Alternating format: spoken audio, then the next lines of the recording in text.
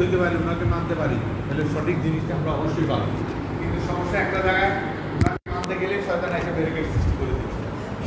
যদি তো অনেক কথাই বলে, সব কথা কি আর মানা যায়? এই একটা মশলা দিয়ে আমাদেরকে সর্বনাশ করে দিচ্ছে। আর আমরা ওই সর্বনাশে কেন করতেছি? যখন আমরা শয়তানকে মানতে যাচ্ছি, শয়তানের কথাটাকে মানতে। হুজুর একটা কথা বলছেন যে আপনি মনে করবেন ইমান তখনই আপনার আছে যখন আপনি বুঝতে পারবেন যে এটা শয়তানের উক্তি, এটা শয়তান বলতেছে। যখন সকালবেলা ঘুরে থেকে উঠবেন, আজান দিতেছে, উঠবেন, মোড়ামুড়ি খাচ্ছেন, শয়তান পার্টি মিটিয়ে বলতেছে এই মাত্র আজান দিলে হয়, 2 মিনিটও হয় নাই, আজানের পরে আধা ঘন্টা সময় থাকে, আর একটু গড়াগড়ি দাও, তারপরে অসুবিধা, তুমি তো উঠবাই, নামাজ তো তুমি রেগুলার করবা, নামাজ বাদ দেওয়ার তো সম্ভবই না। তো একটু লড়াচড়া করা, শরীরের আমেজটা কেটে নিলেই উঠুক, এই আমেজ কাটাইতে কাটাইতে আবার ঘুম পাড়ায় যায়। তো এইভাবে শয়তানের ওই অসুবে যদি আমি বুঝতে পারি যে এটা শয়তানের প্রযুক্ত বলতে, শয়তানের ভাবে পার্টি মিটিয়ে আমাকে উদ্বুদ্ধ করে, সেটা যদি তখন মাথায় আনতে পারি, তাহলে আমরা বাঁচতে পারবো।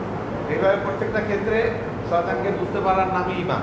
আমার ভিতরে ইমান তৈরি হয়েছে তখনই আমি বুঝবো, যখন আমি একজনকে, যেমন মাঝে মাঝে কথা প্রসঙ্গ উঠলেই গীবত শুরু হয়ে যায়, রাব্বানি নাই, রাব্বানির বিরুদ্ধে, রাব্বানির কি অন্যায়গুলো আছে সেগুলো আমরা চিন্তিত করি। যে রাব্বানি এখান থেকে ঢুকলো আমরা চুপ হয়ে যাই। হুজুর বলতেছে যেই কথাটা রাব্বানির সামনে আপনি বলতে পারবেন না, সেটাই গীবত। যদি রাব্বানির সামনে বলতে পারেন তাইলে আর গীবত থাকবেন। আপনি আসলে ভাই আপনার বিরুদ্ধে তো আমরা এই বলতেছিলাম, এই কাজ না করলে বোধহয় ভালো হয়, হুজুর তো এটা পছন্দ করেন না, এটা করেন না, এটা না করলে ভালো হবে। রাব্বানিগুলো আমরা গীবতের হাত থেকে বেঁচে গেলাম। তো এইভাবে প্রত্যেকটা ক্ষেত্রে আমরা হুজুরের শিক্ষাটাকে যেন নিজের জীবনে আমলে আনতে পারি, সেই চেষ্টাটা করব। উনি তো টেনশনে পড়ে গেছে, আসলে ওনার নামে গীবত হয়েছে কিনা। না, তুমি আসলা দেখেই তো তোমার তবরক খাওয়াইলাম। তো যাই হোক, আল্লাহর খাস দয়া, টেনশনে পড়ার কিছু নাই। হুজুরের শিক্ষাটা যেন আমি যদি পাই মানতে পারি। আমি বাসায় বোঝাই, যেখানে কোনো কথাবার্তা উঠলেই, কোনো অফিসে বসলে, কথাবার্তা উঠলে, ভাই আল্লাহর রাস্তে মাপ চাই, আপনারা যেখানে আলোচনা করেন, যেখানে যেই কাজের জন্য আসছেন সেই কাজ করতে থাকেন, গীবত করার দরকার নেই। একজন ভদ্রলোক আছে, হুজুরকে ভালো করে চিনে, ঢাকা ইউনিভার্সিটি রিটায়ার্ড ভদ্রলোক, বললো যে আপনার হুজুর কি বলে একটু চিনাইছেন তো এই সম্বন্ধে, সম্বন্ধে। আচ্ছা, আমি বলি যে আমি জানি না একটা বিষয়, কেন ইয়াজিদের ক্ষেত্রে মাসালা প্রতিষ্ঠিত, কারণ যেটা বলেছি যে 4 ইমামের আমাদের এই এলাকায় বা এই অঞ্চলে বলেন বা সামারকান, বোখারা বা যেখানে বলেন, খুদ আরব দেশ, ইমাম মালিক তো মদিনার ছিলেন, ইমাম মালিক রহমতুল্লাহ আলাইহি, উনি মদিনাবাসী, আহলে মদিনা উনি। তো এইভাবে 4 ইমামকে সবাই মান্য করছে একটা সময়। তো এদেরকে মানা যাবে না, বা এই ট্রেন্ড খুব বেশি দিনের না, সেটা বলেছি যে দ্বিতীয় বিশ্বযুদ্ধের পরে, প্রথম বিশ্বযুদ্ধের পরে এটা শুরু। তো ইমাম হানাফি মাযহাব, শাফি মাযহাব এবং মালিকি মাযহাব রায় দিয়েছে ইয়াজিদ ফাসেক। ওনারা বলেছেন ইয়াজিদ ফাসেক। আর ইমাম হাম্বল বলেছেন ইয়াজিদ কাফের এবং তার সহযোগীরাও কাফের। তো এটা তো আমার রায় না। আমি যদি বলতাম যে ঠিক আছে, এটা নতুন তথ্য আমি বলছি বা আমি তথ্য দিচ্ছি, ঠিক আছে, তো সেই ক্ষেত্রে একটা কথা ছিল, যেটা আমি বলছি কথা, এটা এস্টাবলিশ মাসালা, ওনাদের দেওয়া মাসালা, মানে কি, যেই যাদের রায় লক্ষ লক্ষ মুসলমানেরা ফলো করছেন এবং ওনারা মুস্তাহিদ, ওনারা রায় দেওয়ার ক্ষমতা রাখেন, ওনাদের রায়ে বর্ণিত হয়েছে এই বিষয়গুলো। সেক্ষেত্রে এখানে আমার নতুন করে বলার তো কিছু নাই, আর আমার বলার অধিকারও নেই। আজকে কি হলো, কি কারণে, দেখেন কিভাবে চাবিটা মেরে ছেড়ে দিছে। এখন ইয়াজিদ সম্পর্কে কথা বলতে ভয় পায়, আবার না ইমানের কোনো ক্ষতি হয়। কোথায় গেছে অবস্থা, চিন্তা করে দেয়। তো কারণ একটা মুজাদ্দিদে জামানরা যুগে যুগে আসেন, ওনারা এই সংস্কারগুলো করেন। আল্লাহর খাস দয়া, আল্লাহর খাস রহমত, আমাদের হুজুর মুজাদ্দিদে জামান, তার প্রমাণ এটাই যে উনি কোনো ভীত সন্তুষ্ট না, সুন্দরভাবে এক্সপ্লেন করে দিচ্ছেন যে সত্য কথাটা 30 বছর 50 বছর আগে এস্টাবলিশ হয়ে আছে, সেইটা চুপচাপ করে পাতা উল্টায় রাখা হয়েছিল যাতে আমরা পড়তে না পারি, দেখতে না পারি, জানতে না পারি। সেই জিনিসটা উনি জানাই দিচ্ছেন, পাতাটা খুলে দিলেন, স্টাপলটা খুলে দিলেন, যার কারণে ওই পাতা থেকে আমরা সব সত্যটা জানতে পারতেছি এবং আমরা নিজেরা এই সত্য জানতে যাই, এতদিন যে মিথ্যা জানতাম সেই ভয়ে ভীত হয়ে যাচ্ছি।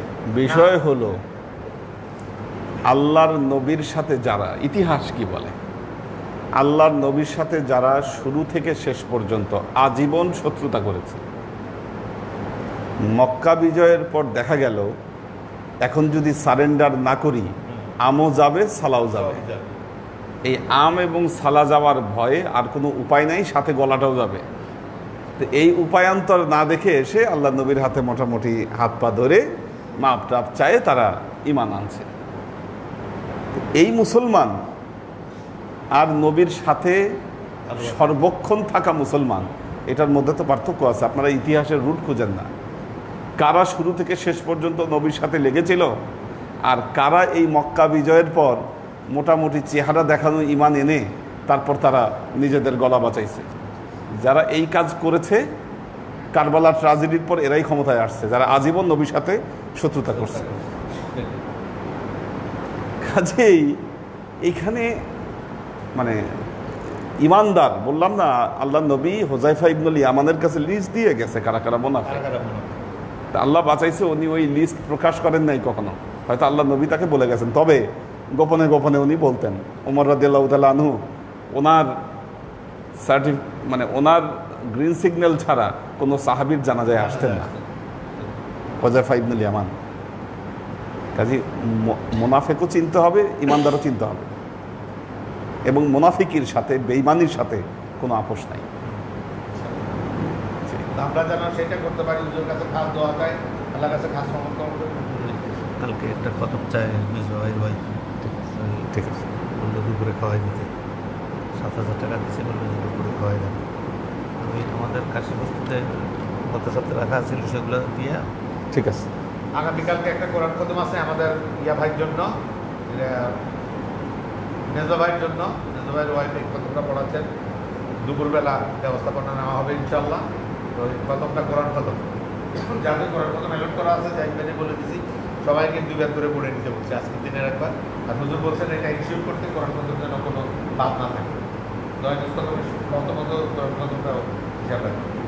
হুজুর কাছে খাস দোয়া চাই, আল্লাহর কাছে খাস সমর্থনা করি, ওরে আল্লাহ মুর্শিদের খেদমত এবং দরবার খেদমত করতে মুসলমান যা করতে পারি এ দোয়া চাই।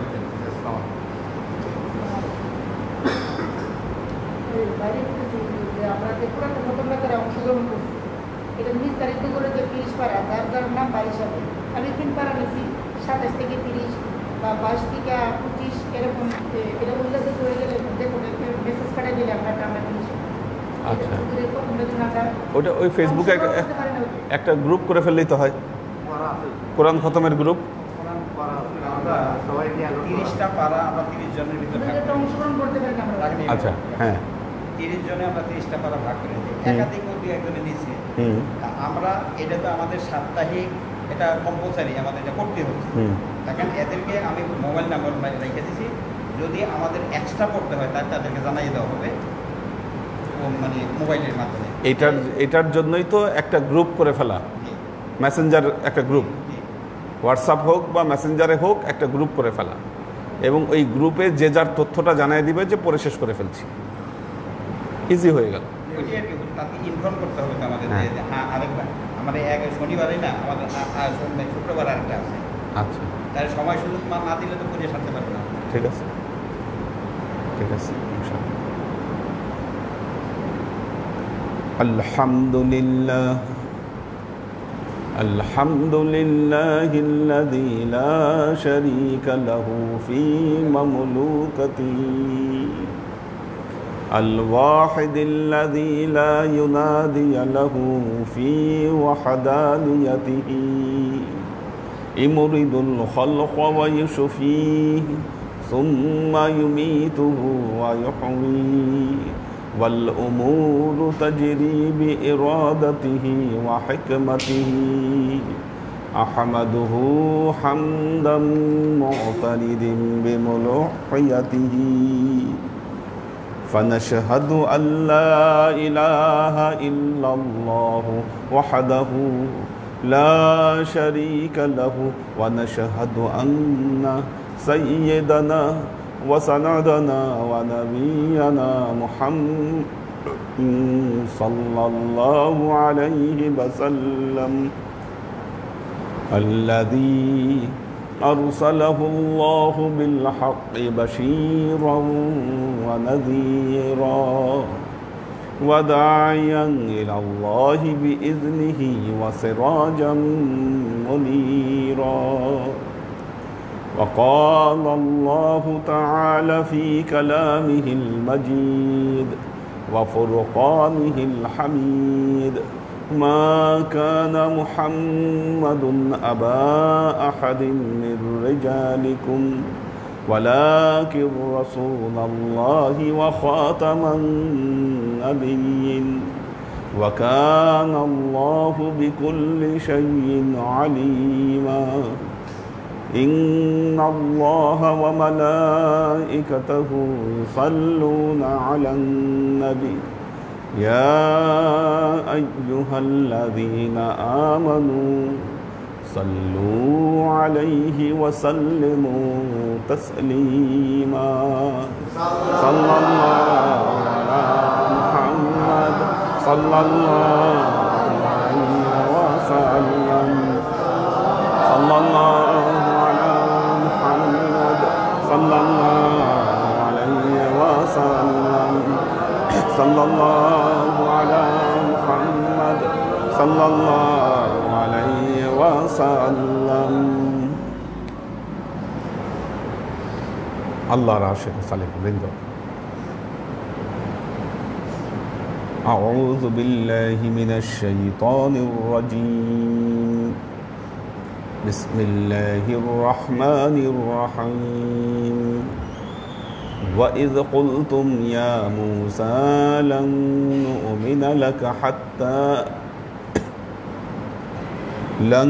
نؤمن لك حتى نرى الله ظهرة فأخذتكم الصاعقة وأنتم تنظرون وإذ قلتم يا موسى আল্লাহ বলছেন বনি ইসরাইলদেরকে যখন তোমরা বললে লান নুমিনা লাক আপনার প্রতি ঈমান আনবো না মুসা আলাইহিস সালামকে বনি ইসরাইল বলল হাত্তা নারাল্লাহ যতক্ষণ পর্যন্ত আল্লাহকে আমরা দেখব না জাহারাতান প্রকাশ্যে জাহিরিভাবে আল্লাহকে যতক্ষণ পর্যন্ত দেখব না ততক্ষণ পর্যন্ত আপনার উপর ঈমান আনবো না এর ফলে কি হলো ফাআখাযাতকুমুস সাইকা তোমাদেরকে প্রকাণ্ড বজ্র তোমাদেরকে গ্রেফতার করলো ওয়া আনতুম তানজুরুন তোমরা সেই শাস্তি তাকিয়ে তাকিয়ে দেখতেছিলে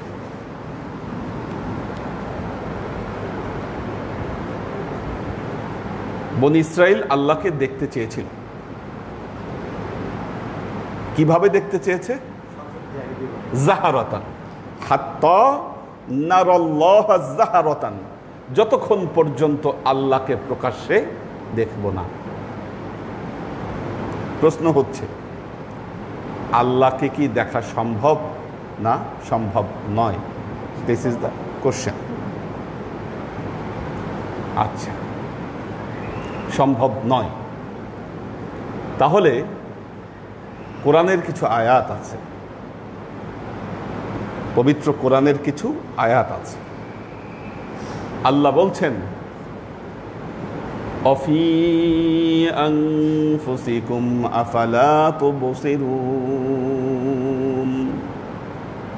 আল্লাহ বলছেন অফি আনফুসিকুম তোমাদের আনফুসের মধ্যে তোমাদের অন্তরে তোমাদের নফসে আমি আছি আফালা তুবসিরুন তোমরা কি আমাকে দেখো না আল্লাহ বলছেন আমি তোমাদের অন্তরে আছি আফালা তুবসিরুন তোমরা কি আমাকে দেখো না আরো আল্লাহ বলছেন ফাআইনামা তুআল্লু ফাতাম্মা ওয়াজহুল্লাহ ফাআইনামা তুআল্লু যেদিকেই তোমরা মুখ ফিরাও না কেন ফাআইনামা তুআল্লু ফাসাম্মা ওয়াজহুল্লাহ যেদিকেই মুখ ফিরাবা সেদিকেই আল্লাহর ওয়াজ আল্লাহর চেহারা তোমরা দেখতে পারবা যেদিকেই মুখ ফেরাবা সেদিকেই আল্লাহর চেহারা তোমরা দেখতে পাবা। সূরা হাশরের মধ্যে আল্লাহ বলছেন, হুয়াল্লাহুল খালিকুল বারিউল মুসাউবিরু লাহুল আসমাউল হুসনা। আল্লাহর যে আসমায়ে হুসনা, এই আসমায়ে হুসনা মুসাউবিরু লাহু, আল্লাহর তাসবির, আল্লাহর চিত্রকল্প আসমায়ে হুসনা তৈরি করে দেয়। কি এখন আমরা যদি বলি না আল্লাহকে দেখা যাবে না, তো এই কথাগুলোর সাথে একটু সাংঘর্ষিক হচ্ছে। কি একজন লোক স্বপ্নে আল্লাহকে দেখলো, সম্ভব? পসিবল? হয়তো তার এই স্বপ্নের যথার্থতা, তার স্বপ্ন কতটুকু সঠিক কতটুকু ব্যাঠিক, এই জিনিসগুলোকে আমরা বিচার বিশ্লেষণ করতে পারি। আরেকটা জিনিস মনে রাখবেন, স্বপ্ন আধ্যাত্মিক অভিজ্ঞতা, মারেফতের যে অভিজ্ঞতা, এগুলো কখনো শরীয়তের দলিল হবে না। কি এগুলো কখনো শরঈ দলিল হবে না। আপনি আপনার মারেফতি কথা দিয়ে শরীয়তের দলিল দিতে পারবেন না, বা সেটাকে আপনি সমাজে প্রতিষ্ঠা করতে পারবেন না। এটা মনে রাখবেন। মারেফত মানেই হচ্ছে গোপন। এটা এক এক মানুষের অভিজ্ঞতা এক এক রকম। আপনি এটা দিয়ে শরীয়তের কোনো দলিল পেশ করতে পারবেন না। আপনি বলতে পারবেন না আল্লাহকে দেখা সম্ভব। যদি আপনি দেখে থাকেন সেটা আপনার ব্যাপার। কি আপনি যদি দেখে থাকেন সেটা আপনার ব্যাপার, আপনার সাবজেক্ট। কিন্তু এটা দিয়ে আপনি দলিল দিতে পারবেন না, দলিল পেশ করতে পারবেন না আল্লাহকে দেখা সম্ভব। কি কথাটা কিন্তু একটু ক্রিটিক্যাল। প্রথমে বললাম আল্লাহকে দেখা সম্ভব নয়, দ্বিতীয় স্তরে বললাম সম্ভব না হলে এই আয়াতগুলোর সাথে এটা সাংঘর্ষিক। আবার তৃতীয় স্তরে এসে বলছি যে না, দেখা সম্ভব হলেও ওইটা দিয়ে কারো কাছে দলিল দেওয়া যাবে না, এই কথা প্রতিষ্ঠিত করা যাবে না যে আল্লাহকে দেখা সম্ভব। আমাদের এই যে প্রশ্নের বান, এই যে এত প্রশ্ন, এই প্রশ্নগুলোর কিঞ্চিত সমাধান আল্লাহ এই আয়াতের মধ্যে দিয়েছেন। এই আয়াতের মধ্যে আল্লাহ এর কিঞ্চিত সমাধান দিয়েছেন। দেখেন বিষয়গুলো কিন্তু ছড়ায় গেছে। একবার মনে হচ্ছে দেখা অসম্ভব, আবার মনে হচ্ছে সম্ভব। কি আবার সম্ভব হলেও এটা কোনো প্রমাণ প্রতিষ্ঠা করা যাবে না, বলা যাবে না যেটা সম্ভব। তার মানে আপনি যদি বলেন তাহলে শরীয়তকে লঙ্ঘন করা হবে, যেই কারণে সবাই মনসুর হেল্লাসকে শাস্তি দিয়েছিল। মনসুর হেল্লাসকে শাস্তি দিয়েছিল মুফতিরা, কারণ শরীয়তের বিধানে মনসুর হেল্লাস অন্যায় করেছে। আনাল হক সে বলেছে। কাজেই এই আয়াত আমাদেরকে যেটা বোঝাচ্ছে সেটা হলো আল্লাহকে জাহিরিভাবে দেখা এটা অসম্ভব। কি জাহিরিভাবে আল্লাহকে দেখা এটা অসম্ভব। দুই চোখ দিয়ে আল্লাহকে দেখা এটা অসম্ভব।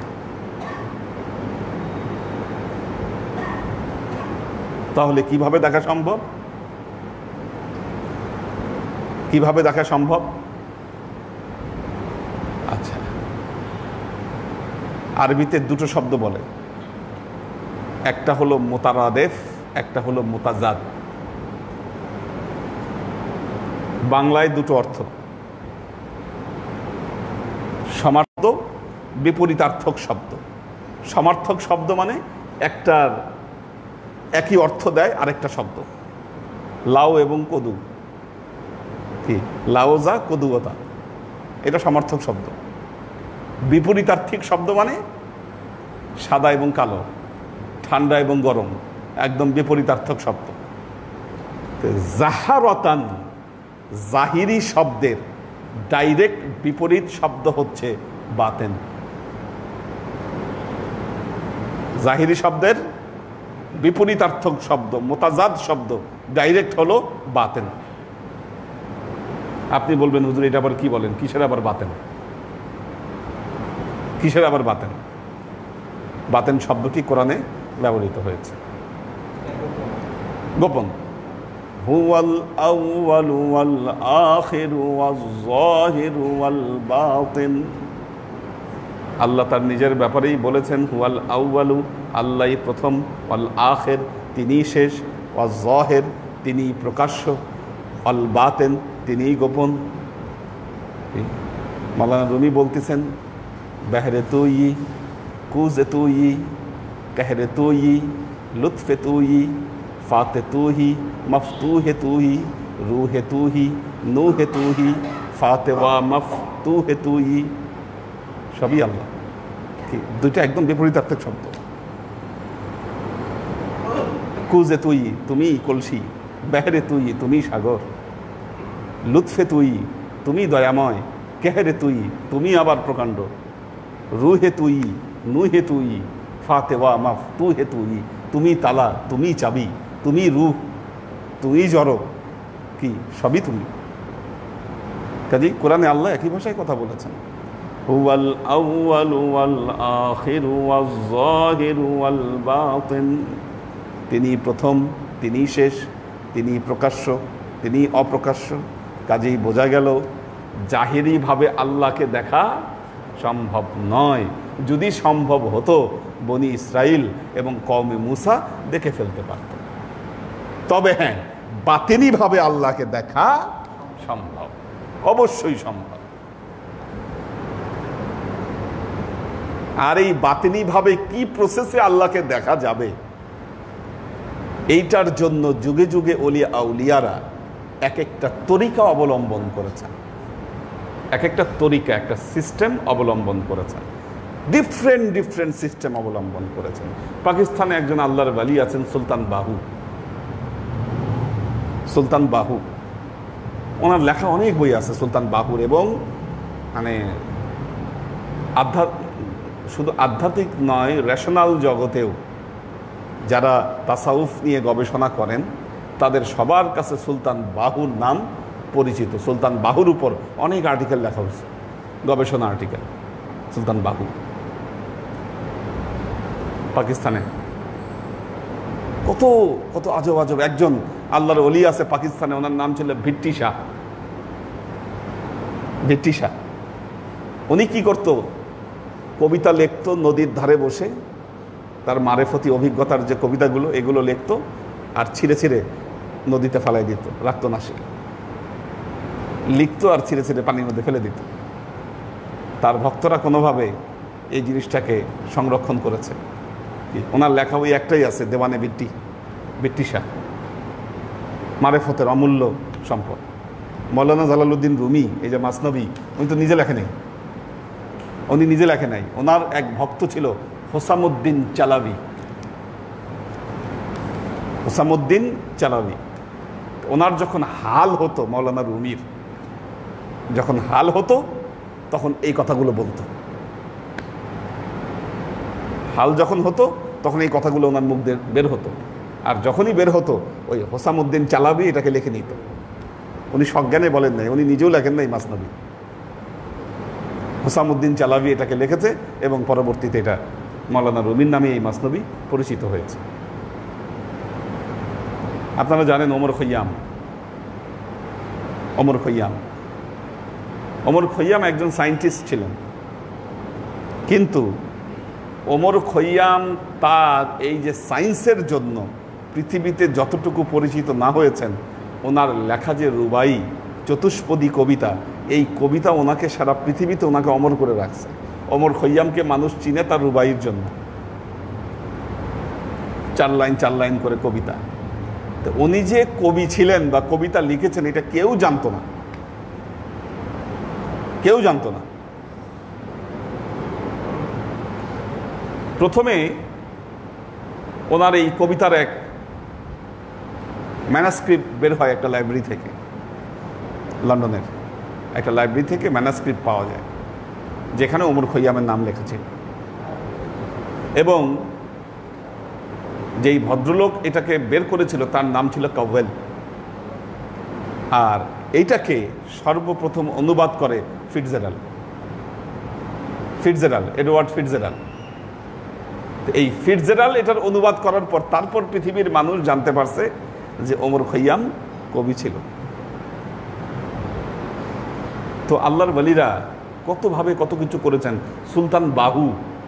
সুলতান বাহু তিনি নকশা বিভিন্নভাবে নকশায় আঁকছেন এবং ওনার দর্শনে এই নকশার মাধ্যমে আল্লাহকে পাওয়া সম্ভব এই বিষয়টি উনি প্রমাণ করেছেন। এবং তার যে ভক্ত আছে তারা ওই তরিকাকে অনুসরণ করে অবশ্যই কিছু ফলাফল পেয়েছে, নাহলে সুলতান বাহু পৃথিবীতে এত অমর হতো না, মানুষ তাকে মনে রাখতো না। সুলতান বাহু আমাদের ভারতবর্ষে দেখবেন আমরা তরিকার ভাষায় লতিফা বলি। লতিফা মানুষের শরীরের ভেতরে 6টা লতিফাকে কাউন্ট করা হয়। আপনাদেরকে এগুলো পড়িয়েছি এক সময়, দেখিয়েছি। লতিফা রয়েছে 6টা: নফস, রূহ, কলব, সের, খফি, আখফা। এই যে 6টা লতিফা, প্রাচীনকাল থেকে এই লতিফাগুলোর খেয়াল ধ্যান করে আল্লাহকে খোঁজা হয়। ইসলাম ভারতবর্ষে আসার আগে এই এলাকার যোগী যারা ছিল তারা এটাকে চক্র বলতো। সেম জিনিস, আমরা যেটাকে লতিফা বলছি সেটাকে এরা চক্র বলতো। চক্র, হ্যাঁ, এই প্রত্যেকটা চক্রের নাম আছে, জায়গাও সেম, কি শুধু আরবিতে কনভার্ট হয়েছে। ওটা আরবিতে কনভার্ট হয়েছে। এবং আমি দেখেছি যারা যোগী আপনি যদি কখনো হিমালয়ে যান, হিমালয়ের এমন প্রত্যন্ত অঞ্চল যেখানে সাধারণ মানুষের যাওয়া অসম্ভব, পাহাড়ের উপরে বরফ দেখা যাচ্ছে, চতুর্দিক সাদা, পুরো বরফের মধ্যে ওরা ওখানে অবস্থান করছে। নিচ থেকে দেখা যায় ওদের ডেরা, বিরাট ডেরা ওই উপরে, পাহাড়ের উপরে। এরা যখন নেমে আসে, নর্মাল সময় নেমে আসে, যখন বসন্তকাল হয়, নিচ থেকে প্রয়োজনীয় জিনিসপত্র নিয়ে যায়, নিয়ে গিয়ে বাস আবার পৃথিবীর সাথে কোনো যোগাযোগ নাই, ওখানে তারা অবস্থান করছে। হিমালয়ে অন্নপূর্ণা। আরেকটা তথ্য দেই যেটা ভুটানে আছে। ভুটানে পাহাড়ের নাম হলো টাইগার নেস্ট। ভুটান গেছেন কি? হ্যাঁ, টাইগার নেস্ট অনেকেই যায় ওখানে, টাইগার নেস্টে। তো টাইগার নেস্ট হলো ওখানে প্রায় 10,000 ফিট উপরে, 10,000 ফিট উপরে ওদের মেডিটেশন শেখার স্কুল খুলছে ওরা ওখানে। আপনি যদি ওখানে ওই স্কুলে ভর্তি হন, 6 মাসের জন্য আপনাকে চলে যেতে হবে ওখানে, কমপক্ষে 6 মান্থ। এবং ওই 6 মান্থ এই পৃথিবীর জীবন জগতের সাথে আপনার কোনো যোগাযোগ থাকবে না। আপনি মোবাইলটা রেখে যদি 6 মাস ওখানে গিয়ে, ওদের সিস্টেম লাগবে না, আপনি যদি ওখানে অবস্থান করেন, কি আপনার বেলায়েত এমনি হাসিল হয়ে যাবে। বুঝেন অবস্থা? বেলায়েত এমনি হাসিল হবে আপনার, মারাত্মক ব্যাপার। এবং এদের যে প্র্যাকটিস দুপুর 12টার পর থেকে, মানে জাওয়াল যেটাকে আমরা বলি, সূর্য হেলে যাওয়ার পর থেকে তারা ভারী কোনো খাবার গ্রহণ করে না। আপনি বসে পোলাও কোরমা খাচ্ছেন, উনি আপনার পাশে বসে আছে, রাতে বেলায় টাচ করবে না, চা খাবে অথবা পানি খাবে, লিকুইড, ভারী কোনো কিছু না। আপনি মনে করতে পারেন এটা তো খুব ইজি ব্যাপার, পানি খাইলে তো আমাদের রোজা তো আমরা না খেয়ে থাকি। একদিন থেকে দেখেন, রাতেবেলায় যখন পেটে চোচো শুরু হবে, বুঝবেন এটা ইজি নাকি। আর আপনি এই প্র্যাকটিস করলে শরীরে চর্বি জমবে, ইম্পসিবল ব্যাপার। কোলেস্ট্রল জমবে, হার্টে ব্লক হবে, এই 2 দিন পর ডাক্তারের কাছে দৌড়ানো, কোনোদিন কিচ্ছু লাগবে না এগুলো। আমাদের ফুড হ্যাবিট তো মারাত্মক। তো সাধনা করে গেছে মানুষ যুগের পর যুগ, এবং অবশ্যই তারা সাধনায় কিছু না কিছু পেয়েছে নিঃসন্দেহে। যে যাই করেছে, যে যাই করছে, মনে রাখবেন এক ওনার জন্যই করছে সব। কেউ কোনো ওয়েতে পেয়ে যাচ্ছে, কেউ কোনো ওয়েতে পেয়ে যাচ্ছে, আর যেই পেয়ে যাচ্ছে তার জীবন পরিবর্তিত হয়ে যাচ্ছে। তরিকা এ কারণে এক একজন এক একভাবে খুঁজেছে। এখন যে মেডিটেশন করা হয়, মেডিটেশন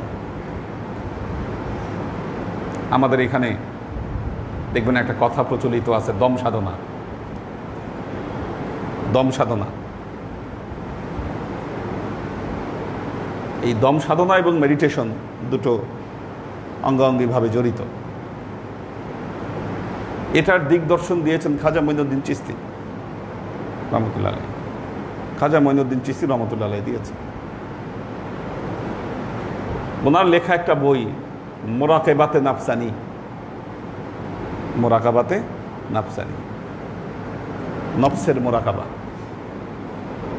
কত প্রকার নূর আসে, কোন নূর কোথা থেকে আসে, আর কোন নূরের কি গতি প্রকৃতি, সব কিছু এই মোরাকাবাতে নাফসানির মধ্যে উনি আলোচনা করেছেন।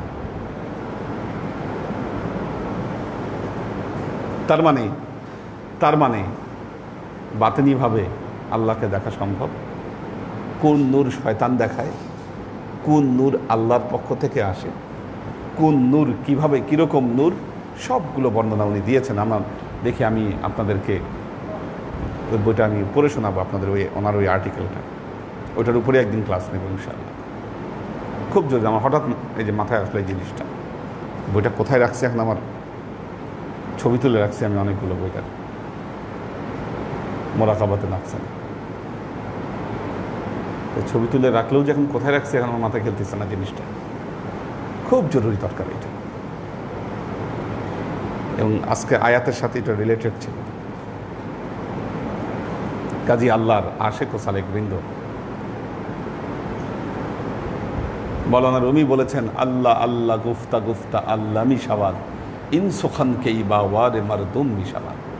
আল্লাহ আল্লাহ বলতে বলতে আল্লাহ হয়ে যায়। আপনি যে তসবি নিয়ে আল্লাহ আল্লাহ ডাকেন, কি এটার একটা অ্যাকশন আছে, এটা নূর।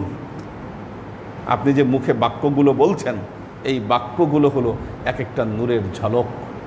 সূরা হাশরে আল্লাহ এই কথাই বলতে চেয়েছেন, মুসাউফিরুলাহুল আসমাউল হুসনা। এই যে নূরের ঝলক, এটা যখন আপনি জপেন, এটা জপতে জপতেই একটা ঝলক তৈরি করে। কি এতটুকুই দেখা সম্ভব। লা তুদরিকুহুল আবসারু ওয়া হুয়া ইউদরিকুল আবসারা ওয়া হুয়াল লাতীফুল খাবীর। আল্লাহ বলছেন, লা তুদরিকুহুল আবসার, তাকে তোমার চক্ষু ধরতে পারবে না, তোমার চোখ তাকে ধরতে পারবে না। ওয়া হুয়া ইউদরিকুল আবসারা, তিনি তোমার চোখে ধরা দিবেন। ওয়া হুয়াল লাতীফুল খাবীর, তিনি সব বিষয়ে সূক্ষ্ম সূক্ষ্ম খবর আল্লাহ রাখেন। লা তুদরিকুহুল আবসারু ওয়া হুয়া ইউদরিকুল আবসারা ওয়া হুয়াল লাতীফুল খাবীর। আপনার চোখ তাকে ধরতে পারবে না, আপনি যতই দেখার চেষ্টা করেন দেখতে পারবেন না। আপনি হঠাৎ এক ঝলক আসবে আপনার মধ্যে, কি ততটুকুই আপনি দেখতে পারবেন। কোরআনের আয়াত এ কথাই বলছে। কাজেই আপনার ভেতরে যে ঝলক আসতেছে, নূরের ঢেউ আসতেছে, কি এটা হক বার হক, এটা হক। এখন বলবেন হুজুর কই আসে না, তো আপনি খুঁজেন না তাই আসে না। আপনি খুঁজেন না তাই আসে না। লাইসা লিল ইনসানি ইল্লা মা সাআ, মানুষ যা চেষ্টা করে, চেষ্টা না করলে আল্লাহ সেই মানুষকে কোনো কিছু দেন না। আপনি চেষ্টা করেন না তাই আপনার কাছে আসে না।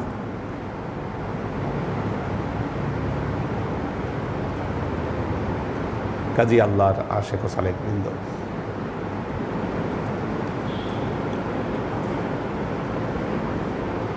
বনি ইসরাইল